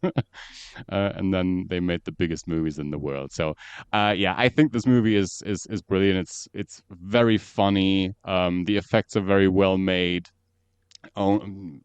Just picking out the one moment when Peter Jackson faces himself, obviously probably many months apart, shot many months apart, because in one instance he has longer hair and the bushy beard, and the other instance he has, in the version that we see him throughout most of the time of the movie, freshly shaven and with shorter hair, and just the craftsmanship that he is able to show there, that you realize, okay, this guy had a clear vision of what he wanted to do, and he was able to shoot these or to get these shots probably months apart and edit them together in a way that it really works. So he had a shot list and he knew what he wanted to do, and I think I saw some short behind the scenes documentaries some years ago. So I didn't read through all the Wikipedia article. I'm sure it is mentioned somewhere in there how long he worked on that movie, but just the drive and the passion that guy must have had to realize this project, and then the success that he had from there, and it's just great to see, and from whenever you see him in an interview, he just seems to still be that that guy from New Zealand who doesn't really care about the glitz and the glamour of Hollywood and the movies. He's just in his home, probably a very expensive home, but still somewhere in New Zealand, collecting his figures. I mean, he has a collection that none of us will ever going to be able to afford, with original maquettes and miniatures from Ray Harryhausen, and the original HAL panel from Space Odyssey and things like that. But he's just a nerd and a collector, maybe with a bit more money than us. But yeah, and I think Bad Taste is a great time, and a movie that you, in my opinion, can't really go wrong with if you have any kind of interest in sci-fi horror comedy. So yeah, I'm very curious how the movie played for you guys. I don't know, Dave, had you seen it before, or was this your first time as well? Yeah, this was my first time. Okay. Sorry, yeah, I'm just a little bit taken aback because I didn't realise that Peter Jackson played Derek as well as one of the aliens. Dude, Robert is Robert. Apparently the name of the alien. I don't understand. I've never seen Peter Jackson could easily, at that age and that time, could have killed a man, shaved his beard off, and put on glasses and gotten away with it. Stayed in the same location. Yeah. I don't understand what it is about his face that he looks so different with a beard and longer hair. It is crazy. Like, obviously, like you said, months apart between those two, like, but even then, like, it's, I was probably 45 minutes into the movie before I was like, where, like, is one of these guys Peter Jackson? Like, where? And then the longer haired version I recognized. The short one with glasses, nope. Still, and even by the end of the movie, I was like, is it Peter Jackson? I don't know. It was literally when Andy just mentioned the fact, and I was like, what? So I've had to Google it, and I'm like, oh shit. I can't even see it now. I'm looking at the faces side by side. There's literally a picture insane. here. There is literally a picture here of Derek plus Robert equals and then Peter Jackson on the right. And I cannot square this circle. I just cannot see it. It's so fucking strange. I enjoyed the movie. I think that for films like this, it definitely helps that you are aware that it's like it's not his first film. Because he was making films in the 70s, apparently. I wasn't aware of this. It's his first like feature. I think he did shorts and stuff, but okay. like, I mean, because when I was looking up Peter O'Hearn, it said that he appears in Jackson-directed films, The Valley, 1976, and Bad Taste, 1987. Yeah, that's a short, I think. Okay. I mean, this definitely doesn't feel like a first effort of a brand new director. It feels like there's definitely some experience, or at the very least, some innate talent. That feels like a backhanded compliment, but like there's definitely some talent, as we know, in the director here. But also, like, I looked at the budget for this, and I'm like, that can't be fucking right. Like, that cannot be right. This movie looks way better than 25,000. But bearing in mind, I'm assuming this is 25,000 New Zealand dollary dues and not American dollary dues. So they would probably be worth a little less than American dollars would be. But regardless, even if it was 25,000 American, it's ridiculous. Like, the amount of special effects in this movie, the fact that they have an entire fucking house that they built, apparently, just to blow up. It feels like it was an entire house. Maybe they built a second story on an existing property and just blew that up. I don't know. But the production value in this film, you absolutely know that every single dollar went into the special effects and, like, you know, the armory and all that kind of stuff. It's absolutely mad. Took me a second to get over the ADR. Because they've clearly recorded the dialogue separately from the movie, and that's a very smart thing to do if you want to keep your budget down, because like, you've only got to worry about carrying your camera around. You haven't got to record your audio at the same time, which, especially back in the 80s, I imagine it would have been a case of, you know, a camera that can record sound as well is going to be a lot more expensive than if you just record film and then dub over it later. But yeah, like, the sense of humor was the main thing that I came away from really enjoying. Like, this is very clearly a film that was made for yucks, and just like the design of the aliens, the way that when they transform into their kind of like disgusting selves, it's not only their shoulders that are pushed out of their outfits, but their bum cheeks have apparently exploded out the back of their pants as well. That was a little touch which I wasn't expecting, and I very much appreciated for whatever fucking reason, just because it was completely unnecessary. You know, it's like they could have just made a bunch of alien faces and alien hands, and that would have been it. But he was like, no, I'm going to do shoulders and I'm going to do butt cheeks as well, because it will be funny.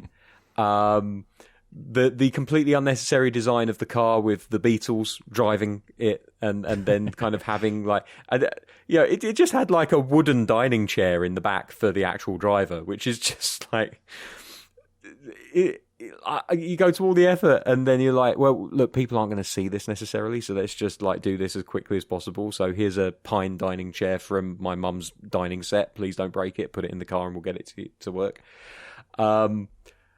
Yeah, just honestly, there's a spirit that comes from this film that just immediately, regardless of if you came into this movie wanting to hate it, I'm sure you could find your reasons.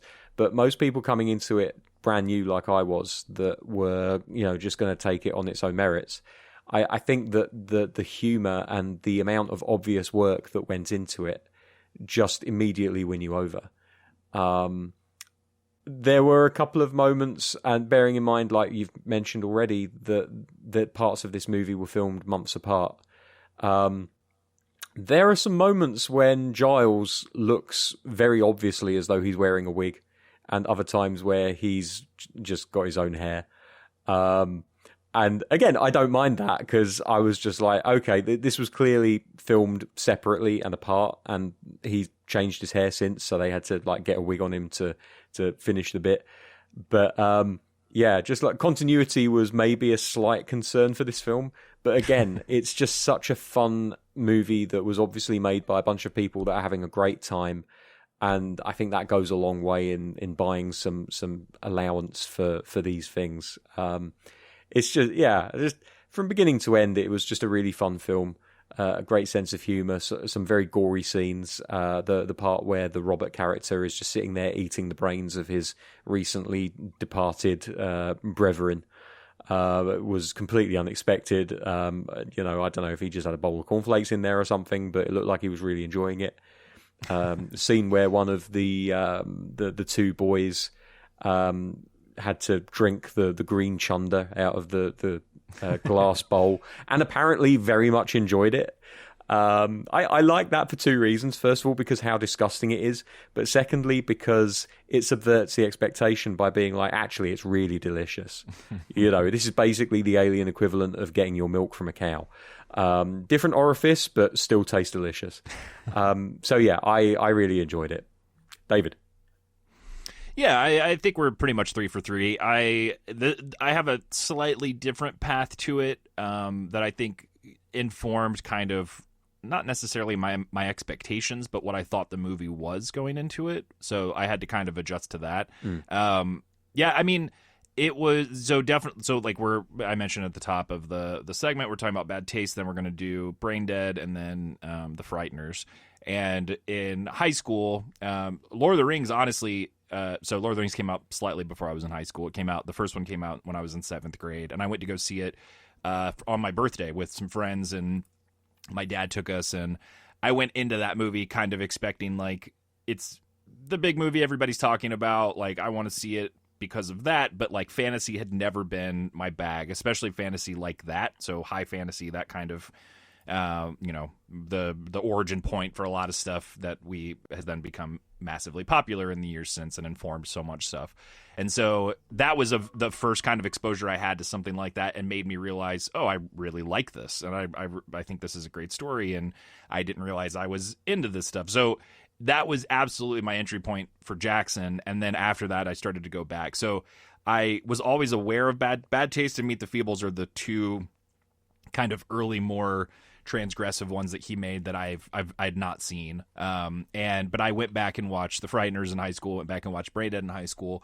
So I think I kind of had somewhat of an idea of what to expect. I knew that he had that darker sense of humor. I knew that the splatter stuff was a big part of it, and gore and etc. Like obviously with Brain Dead, we'll be talking about next week, is considered, it's like one of the craziest, goriest movies ever, or at least it was for a long time. I don't know how you measure that stuff, if it still is anymore, but so with Bad Taste, I knew that it was about aliens. I knew that I'd seen the poster, I had seen screenshots of the alien, like screen captures and stuff, stills I should say, and I knew that it had, again, that sort of irreverency.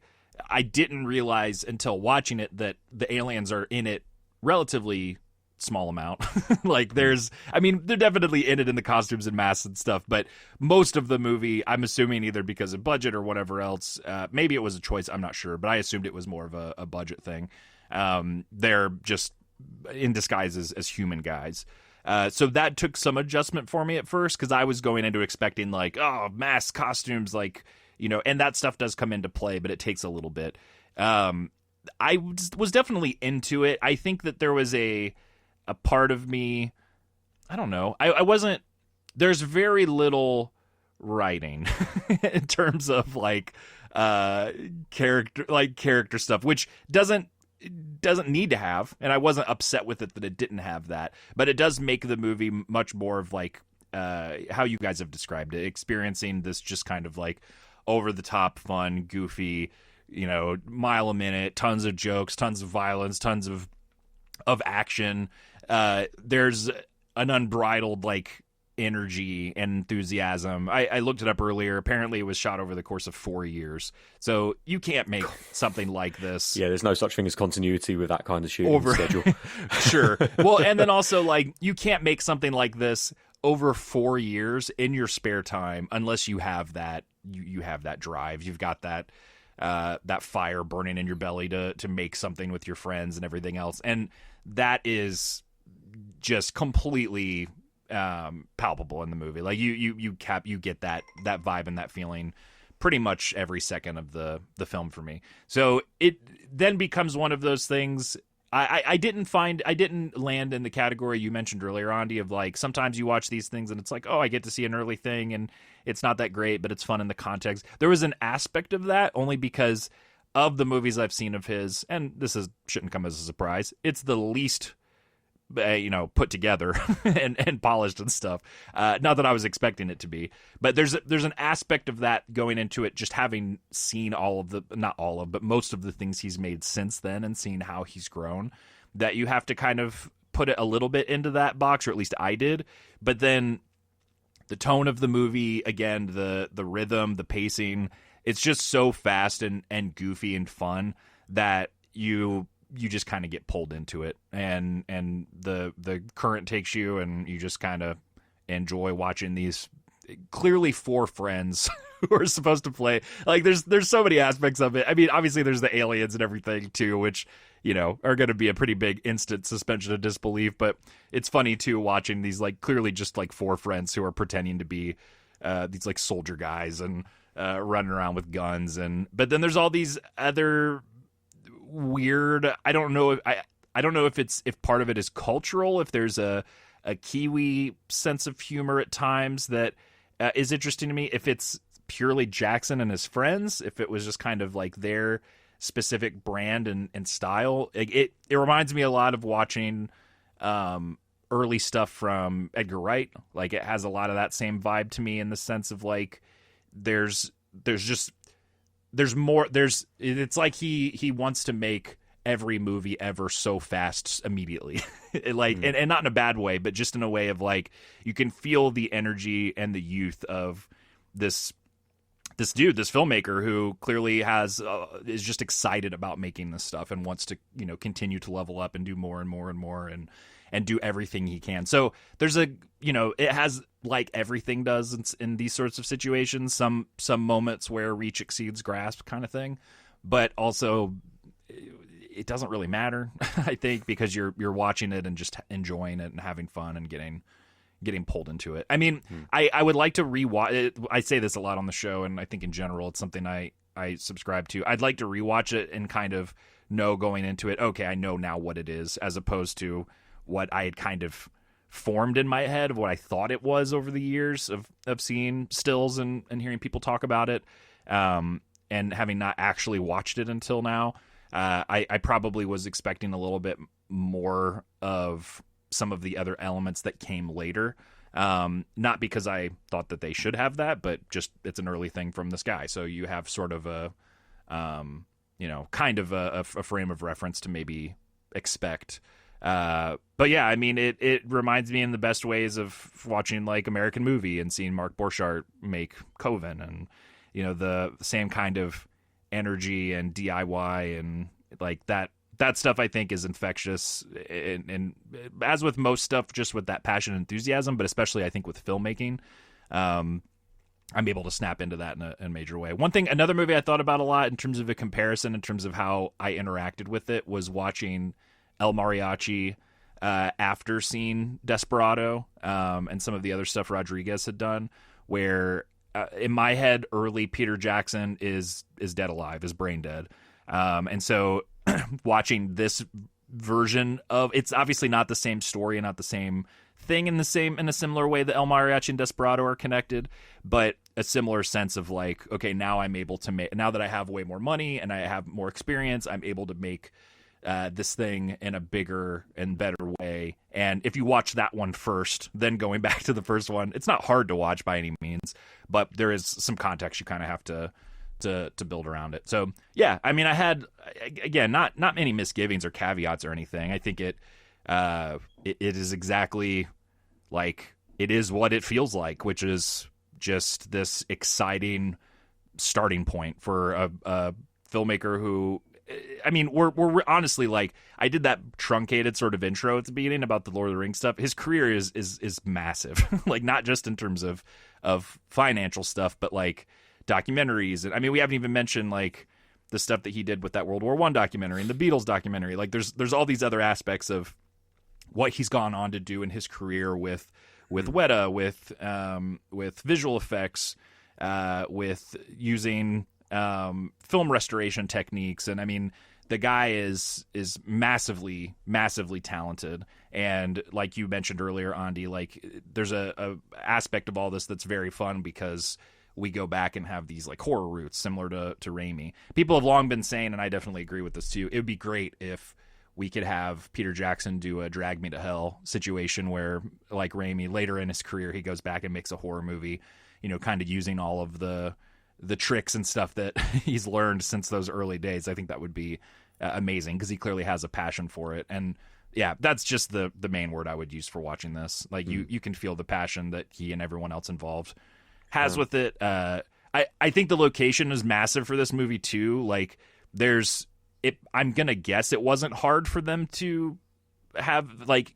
access situations where it was more desolate and there weren't a lot of people around, based off of whether it was the towns or I don't know if it was a tourism thing. I have no idea, but there was plenty of moments in it where it was just like, man, this definitely feels like the aliens have taken over this village or whatever, and in a way where I'm sure they didn't have money and time and permit, you know, all the stuff that you would normally have to do to shoot in a place and get people out of the streets and stuff like that. So that aspect of it I thought was kind of ingenious. Again, maybe one of those things, maybe a Rebel Without a Crew situation where you're sort of limited by, you know, circumstances or money, and then that what's the phrase, like it breeds creativity. I'm trying to remember the whole full phrase. Necessity is the mother of invention. Mother of invention. You could use that one. There you go. And it was that sort of situation, but it definitely, I think, plays a huge.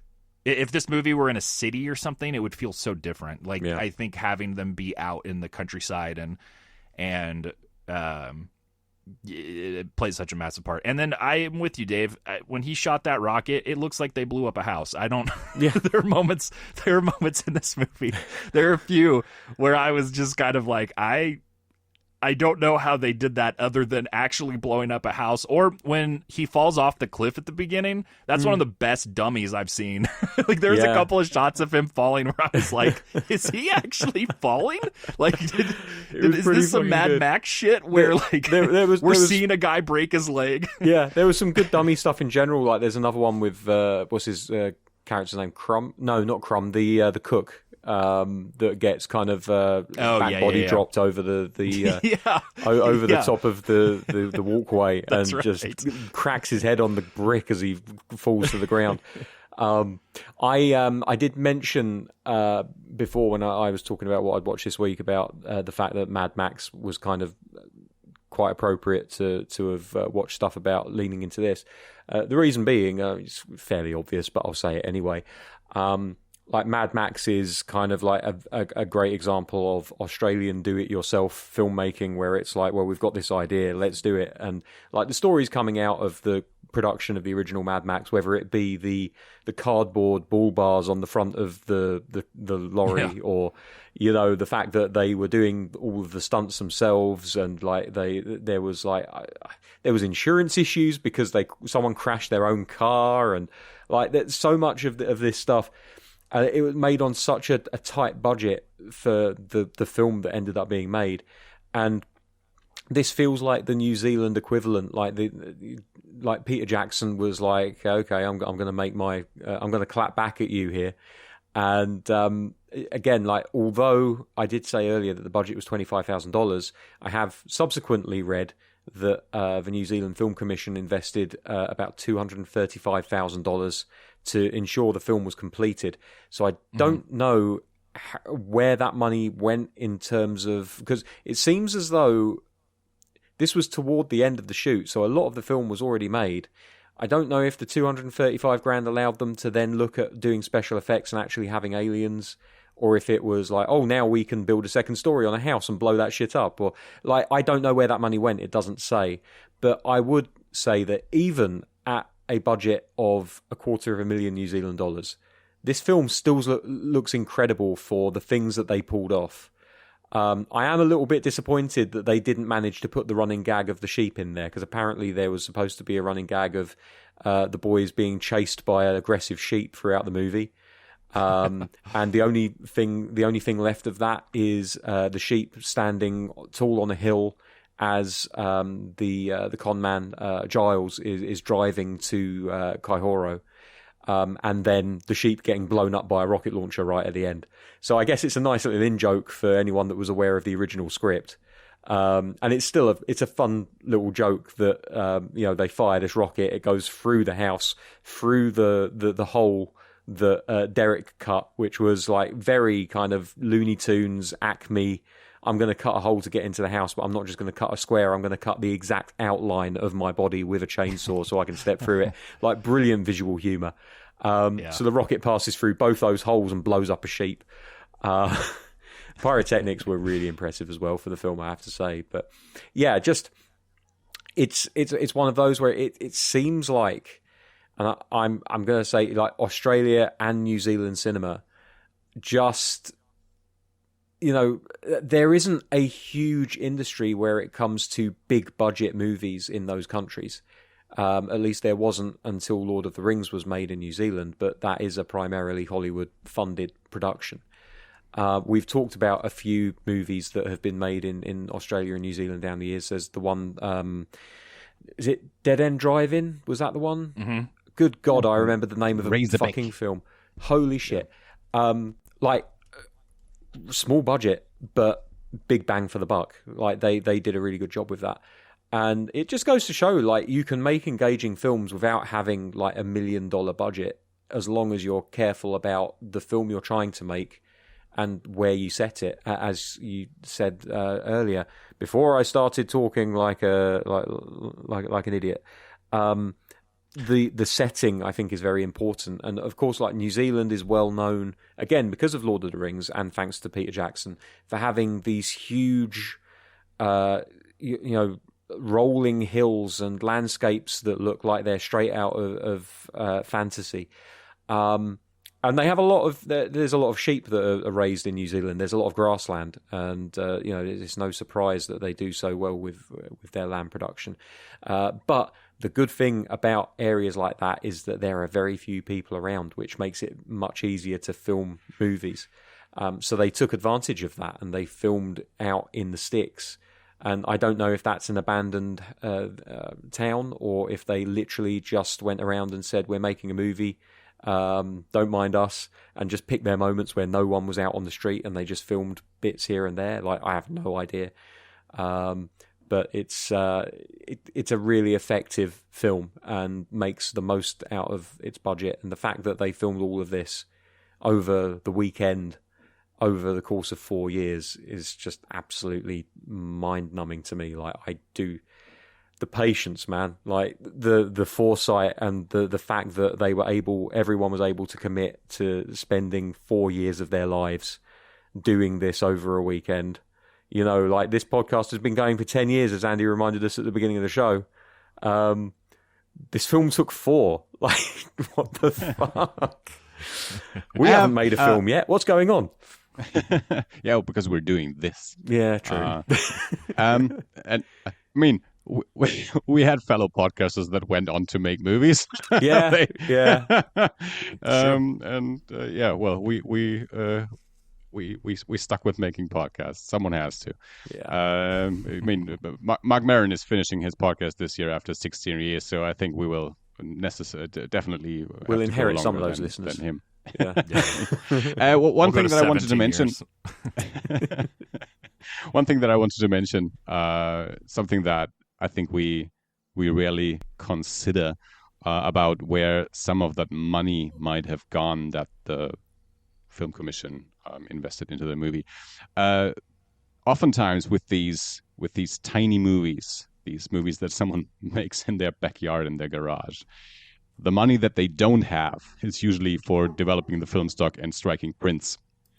Which I would assume back in the day, especially in a country that doesn't have a big film industry, was probably an expensive part of the production cost of the movie. So the movie is shot, but there's still a lot of cost if you really want to do something with the material that you shot. So just an assumption that probably not the $200,000 that they invested into the whole thing, but I'm pretty sure a considerable amount of that money went towards some of the post-production development cost that we don't necessarily see on the screen, but is still there for the people making the movie and trying to distribute the movie and things like that, or just trying to get it into festivals costs money. Striking maybe VHS copies to send out to festivals, all things like that. I think I also read. I think it was on the Wikipedia article too that I'm assuming that this would have incurred a cost. I could be wrong, but all of the gunfire is like either weapons that fired blanks, but a lot of them were just done in post, like fake guns that they made. I could not pick those out. Genuinely, it all looked like I couldn't legitimate. pick those out either. I could tell after I read that and then continued watching. It was at some point, I think I watched the movie in two halves and maybe read in between or something like that. I could tell that there were moments where it was like, oh, they added that later, like the muzzle flash or whatever else. But even on Wikipedia, it says that I found the thing. It says that they simulated firing the gun, like to simulate the recoil. So they're even doing that. Look pretty good, but if you pay attention, you can tell some of the muzzle flash stuff. Yeah, but I mean, there's a lot of gunfire in this movie too. So if there was a significant amount of them that weren't firing blanks and didn't have that, I would imagine that was a lot of the post production too. That was, and again, not digital. This is on film print, so it is way more work, takes way longer, and is costs money. I did really very much like when Derek didn't have any bullets in his gun, and so he just pretended by going, and then when he did load his gun, he carried on making that noise and fired it anyway. I just another one of those just dumb little jokes that I was just like, oh man, like these guys get me. Like, Peter Jackson's got my sense of humor, I think. I hadn't even considered that. This is the problem, isn't it? It's like. We live in an era now where everything is shot. I say everything. A lot of things are shot digitally and are edited on DaVinci Resolve, which, I mean, I have a copy of DaVinci Resolve. It's free because they made it free. You can get a pro version for like $700, which adds a lot of nice features. But the good thing about DaVinci is that they're like, no, let's democratize video editing. Let's get it out there for everyone. And it's a really good suite of programs that you have access to that you can legitimately edit a feature movie, and many people do in Hollywood edit feature length movies that end up in the cinema that make millions of dollars on DaVinci. So you don't have the overhead of even having to pay for your editing software. You don't have to pay for striking of film or VHS, as you reminded us there, Andy. So you would still have to pay entrance fees for getting into festivals, but actually the back end of movie making has become a lot cheaper. And as much as I don't necessarily think this is the right word, and I sometimes roll my eyes when people do use it, it has kind of democratized filmmaking in a way, because it's made the whole thing a lot more accessible to a lot more people, because you haven't got to pay for film. If you have a bad take, you can delete it. It's a memory card. Flash memory has never been cheaper than it is right now. I think that's another thing to mention too, is one of Peter Jackson's like sort of trademarks apparently is he shoots a lot. He has a lot of coverage, a lot of different shots throughout that he's able to kind of cut in between. And this film's no exception. Like there's a lot of different shots happening constantly. Like I wouldn't be surprised if they shot way more than what's actually on there too. So especially back then, that would incur costs in a way that, like you're saying, now wouldn't. I still love like you said, the DIY of it all. Like that aspect is always fantastic, and I love hearing stories even now. Like, there was Everything Everywhere All at Once. I think there's a sequence in there that's like parroting the 2001, all the monkeys, the apes at the beginning, and they hadn't shot that. They were down to the wire. Either they didn't have money, whatever it was. And the two Daniels, the guys who wrote and directed the movie, they rented an ape costume and went out into the desert, and one of them shot the other one in the costume in all of the roles of the monk. So he plays every single ape in those shots because they just had to get it done. Like I feel like you don't hear about them as much now because of the way technology has advanced and stuff, but it's still cool hearing. Oh, I just remembered. I saw another one yesterday on TikTok that I thought was great. The visual effects supervisor from the second Matt Reeves Planet of the Apes movie. I think it's Dawn of the Planet of the Apes.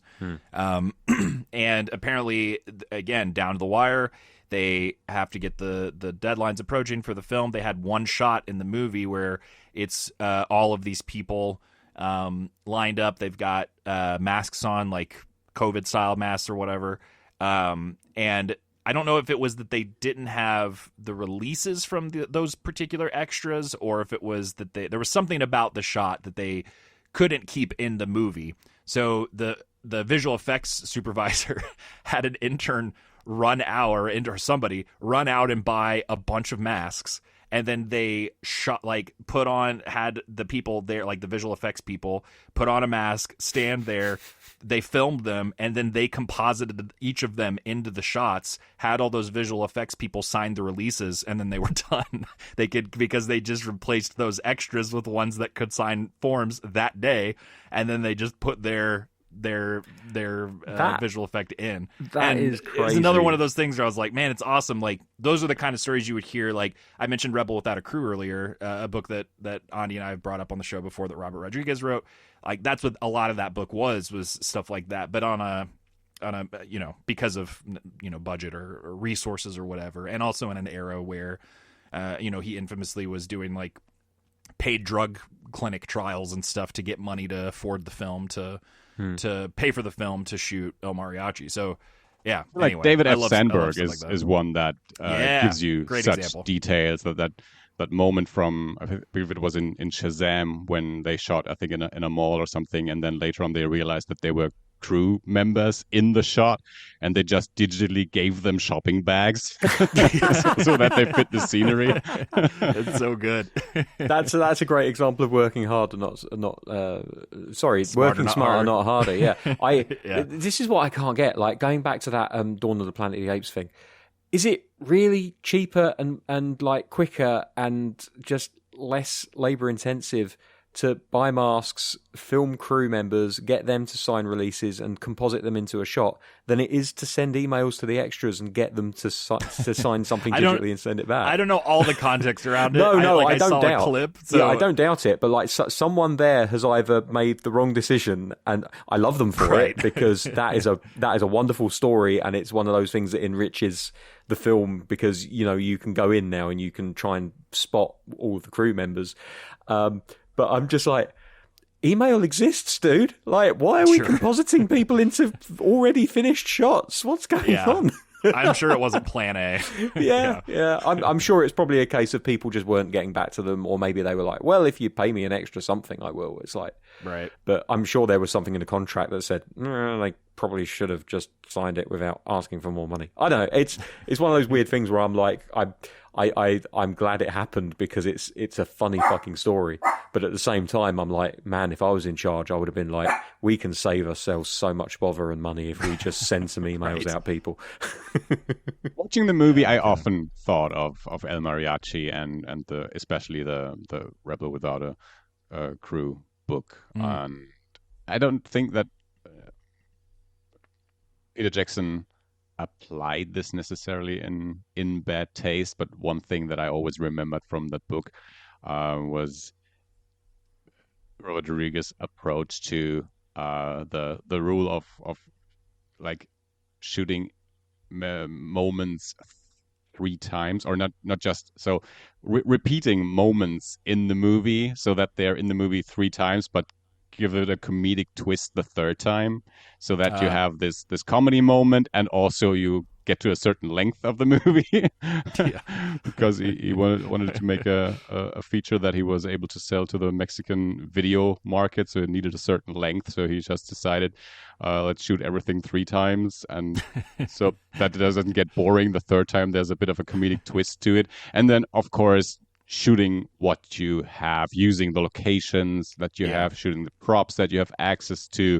And with Bad Taste, that is definitely the case as well. This was, okay, I have these people that can help me and that can be in front of the camera. I have these landscapes accessible to me, and the rubber special effects I will do myself in my garage or wherever. In his mom's oven, apparently. Exactly. Just masses, cook this up literally myself and make what I can and go from there. And someone noticed something in this young filmmaker, gave him some more money, and he was able to make a career out of it. And his talent and his drive showed even more with following movies when he had even better resources. But that, I think, is the fascinating thing with movies like El Mariachi and Bad Taste, that you can see, okay, he basically had nothing, and he made a movie that so many, at least at this point, decades later, still entertains us. Yeah, for real. Absolutely. Yep. That's how that was absolutely my main takeaway. I think that's perfectly said. Okay, I honestly don't want to even add anything to that. I felt like that was a perfect way to, unless you guys have any other big thoughts on the movie before we do double feature picks. No, I think I'm good to go. All right. Andi, kick us off. What you got this week? Okay, so I have 2 things. One is the double feature that I actually did. So I watched Deathstalker immediately after watching Bad Taste. I watched Bad Taste early morning yesterday, and immediately followed it with Deathstalker. Not the perfect pairing, but that was my actual double feature. But yeah, David, you mentioned Edgar Wright beforehand, and that was also someone that I thought about often while watching Bad Taste. And Edgar Wright's alien invasion movie, The World's End, obviously later on in Edgar Wright's career compared to where Peter Jackson was in his career when he made Bad Taste. Way more money, and the people involved had a certain status at that point. Not Edgar Wright's greatest movie. I still appreciate it. I still like it for what it is. But yeah, I think that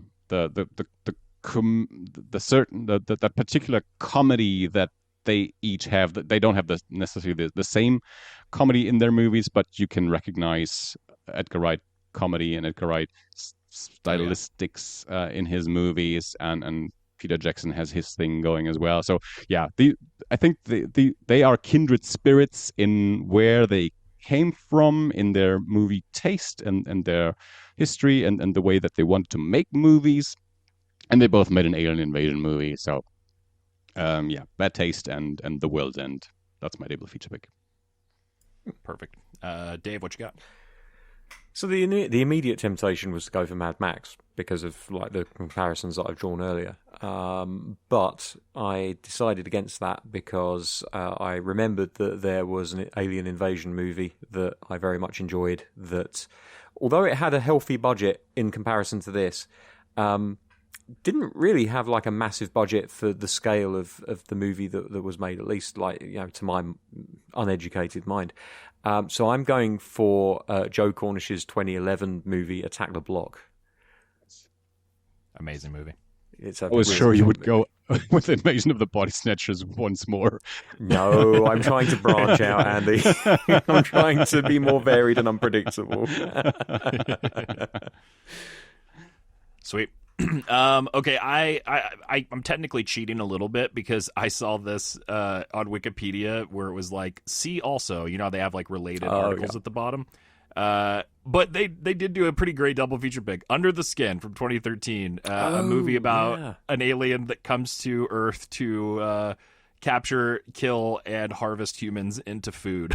So you could, very similar. You could hardly go more different stylistically. Yeah, sure. With this pairing, yeah, nice. So this is like what is it when chefs do, where it's like whatever 3 ways, where you get the food. And that's what this is for me, is the very different approach to alien cuisine. There was something else that I should have mentioned earlier, because I thought about this, especially when they started talking about the such and such fast food conglomerate. I thought to myself, Oddworld Abe's Odyssey was like a truly original video game, and now I realise that it's basically just a rip-off of Bad Taste. Just Bad Taste. Yeah. I wouldn't be surprised if it was influenced. I don't have a ton of experience with that franchise, but enough that the overlap, like, it seems like it could have been an influence for sure. I wouldn't be surprised. I'm just about to send a photo that I captured. Where is it? I can't find the damn thing. Anyway, that's something that we really didn't mention, and something that isn't really the big takeaway of the movie. But in that sense, that movie is very topical. The criticism of the capitalist corporation and their methods in exploiting for financial gain. But it is in there. Like, I don't think the design of the Gluckons is necessarily like 100% that of the aliens in Bad Taste, because I see it though, especially the hollowed out. Like, that's one thing I like about the masks, is you can see their eyes deep down inside the sockets. But yeah, like the idea of like subjugating the race that lives on a world and turning them into meat products. It kind of fits, but it was just a kind of a random thought, and I completely forgot to mention it earlier. So this is me mentioning it now. Nice. All right, cool. Listeners, let us know what you thought of this film of Brain Dead, not Brain Dead, of Bad Taste. And then next week we'll be talking about Brain Dead / Dead Alive, however you refer to it in your country of choice. We found that's the one that's on YouTube, right? I wanted to throw that out there. It is on listeners. YouTube, yeah. Yeah, so we found a copy, as long as it remains up on YouTube this week. Although we've got a backup, because I do have it on DVD, and I have a Plex server, so I can share it with you guys if need be. But it is one that right now is a little bit, depending on where you're at, can be tough to find. Physical media, streaming, all of the above. It's also worth mentioning, too, I didn't say this at the top of the segment, that 5-6 years ago, I want to say now, Peter Jackson announced that they were doing 4K restorations of these early films. So Bad Taste, I think Meet the Feebles, Brain Dead, I think it's those 3. And apparently at least 2, I looked this up earlier this week, like 2 of the 3 at least, if not more, are done. They just haven't announced release dates and all that jazz yet for them. So that is on the horizon. Then when they announced that, we already said, maybe we can do a Peter Jackson series when these restorations come 5 out. years ago. So we gave up on waiting on that. But yeah, that apparently is coming. But some of these movies are harder to find, and Brain Dead is one of them. But check out YouTube. That's where we'll be watching our copy. I double-checked the running times, and I believe it's also the uncut version, because that was another problem. I haven't double-checked my Dead Alive DVD that I've had since I was 16, but I'm pretty sure I'm going to guess the rated R cut. So we'll hopefully just be able to watch the YouTube version. Yeah. I think they're probably going to bundle the Beatles documentary along with Bad Taste, just for the Beatles link. The combination, I mean, so. It makes sense. I'm sure Disney wants to put their name on Bad Taste as well. Yeah, even back in the 80s, like, Peter Jackson was very obvious in what he wanted to do with his career. He was like, I want to do stuff about the Beatles. Like, please let me do World it. War I, it's all there. When they sometimes release a movie and release a second movie within the bonus features of that release, so they can release Bad Taste as a bonus feature for the Venus documentary. I would like it the other way around. 4K release of Bad Taste in the bonus feature. The Disney Plus hit sensation documentary. Even better to do it as an Easter. Remember how they used to have those like hidden things on DVD menus where you push up and highlights part of the picture? Anyway, all right, let's wrap it up. Listeners, let us know what you thought about this movie. EerieInternational@gmail.com. You can hit us up on social media as well. In the meantime, stay safe out there. Keep watching horror movies, and we will see you next week. Ta-ta. Bye.